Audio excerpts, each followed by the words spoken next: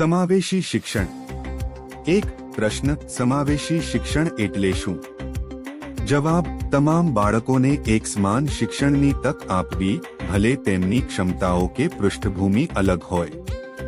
બે પ્રશ્ન, સમાવેશી શિક્ષણનો મુખ્ય હેતુ શું છે? જવાબ, દરેક બાળકને ગુણવત્તાપૂર્ણ અને સમાન શિક્ષણ માટેનો અધિકાર મળવો.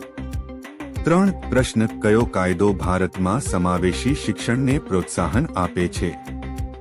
જવાબ, અધિકાર શિક્ષા અધિનિયમ 2009 એક 2009. ચાર પ્રશ્ન, સર્વ શિક્ષા અભિયાન કયા વર્ષની શરૂઆત થઈ? જવાબ, વર્ષ 2001. પાંચ પ્રશ્ન, સમાવેશી શિક્ષણમાંનો અર્થ શું થાય છે? જવાબ, ચિલ્ડ્રેન વિથ સ્પેશિયલ નીડ્સ, વિશેષ જરૂરિયાત ધરાવતા બાળકો. છ પ્રશ્ન, અધિનિયમ મુજબ મફત અને ફરજિયાત શિક્ષણની વય મર્યાદા શું છે? જવાબ, 6 થી 14 વર્ષ. સાત પ્રશ્ન, નવી શિક્ષણ નીતિ 2020 સમાવેશી શિક્ષણને કેવી રીતે પ્રોત્સાહિત કરે છે? જવાબ, દરેક બાળકને લવચીક અને સમાન શૈક્ષણિક માહોલ પ્રદાન કરીને.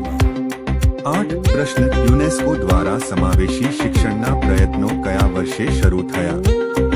જવાબ, વર્ષ 1994. સલામંકા સ્ટેટમેન્ટ. નવ પ્રશ્ન, બાળમિત્ર શાળા કોને કહેવાય?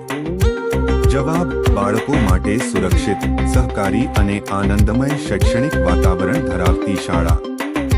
10 પ્રશ્ન, BRC નું પૂરું નામ શું છે? જવાબ, બ્લોક એજ્યુકેશન રિસોર્સ સેન્ટર. 11